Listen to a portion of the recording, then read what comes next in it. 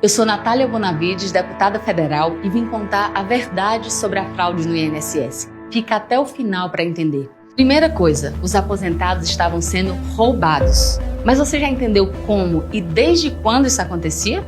Vamos lá, a pessoa é aposentada ou pensionista e precisa de um advogado ou quer fazer uma atividade física. Existem algumas associações que, se a pessoa autorizar, podem cobrar uma mensalidade direto na folha de pagamento dela. E o que é que não pode? Fazer a cobrança sem a autorização dos aposentados. Aí é roubo, crime. E é isso que estava acontecendo. Mas desde quando? Essa é a pergunta de milhões, aliás, de bilhões.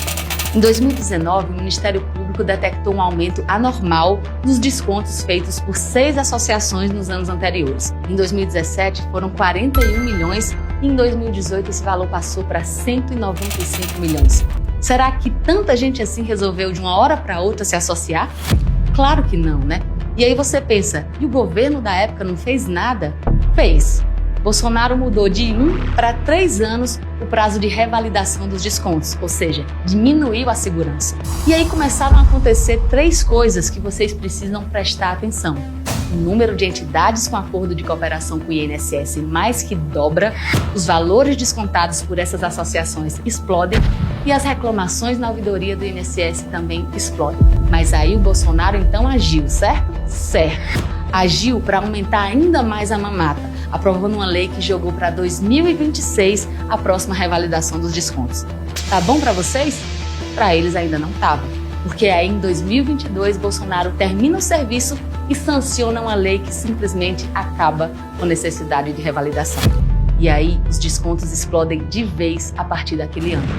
Foi uma época de ouro, literalmente, para uma turma pra lá de barra pesada. José Carlos Oliveira, presidente do INSS e depois ministro da Previdência de Bolsonaro, atuou pessoalmente para firmar e manter convênios com entidades investigadas. Assinou o contrato com a Ambev e tem transações suspeitas com a Conafer, as 2 associações que mais lucraram com a fraude.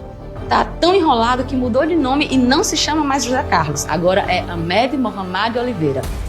Antônio Carlos Camilo Antunes, conhecido como o Careca do INSS. Dono de empresas suspeitas, representante da Ambev, era o grande operador do esquema criminoso. Transferia dinheiro para funcionários do INSS e doou, adivinha, para quem nas eleições de 2022?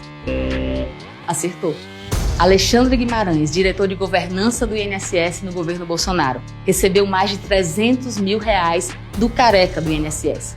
Bela governança, né? Guilherme Serrano também foi presidente do INSS no governo Bolsonaro. Esse batia o escanteio e fazia o gol de cabeça. Em agosto de 2021, participou da Assembleia da CBPA, uma das entidades investigadas, onde decidiram que a entidade faria acordos com o INSS. E quem vocês acham que assinou o acordo com a CBPA como presidente do INSS no ano seguinte? Ele mesmo. Onyx Lorenzoni, esse você conhece, ministro do Trabalho e da Previdência de Bolsonaro. Recebeu uma doação de R$60 mil do presidente da ABCB, mais uma das entidades investigadas pela Polícia Federal. E para fechar, com chave de ouro, Maurício Camisotti, peça-chave no esquema. Já tinha sido investigado na CPI da Covid em 2021, porque transferiu R$18 milhões para Precisa Medicamentos, aquela empresa do centro do escândalo da vacina Covaxin, lembra? Ou seja, o pessoal que usou a pandemia para roubar é o mesmo que meteu a mão no dinheiro dos aposentados. Só que em 2023 muda o governo e a Controladoria Geral da União faz o papel dela. Investiga o aumento das entidades, dos descontos e das reclamações. Investigando, fica muito claro que os aposentados estavam sendo roubados. A Polícia Federal é acionada e o resultado é a operação sem desconto, agora em abril, que desmonta o esquema criminoso envolvendo o INSS. Lula demite o presidente do INSS, escolhe ele mesmo o novo presidente, suspende todos os acordos de cooperação com as associações e determina que os aposentados e pensionistas sejam integralmente ressarcidos.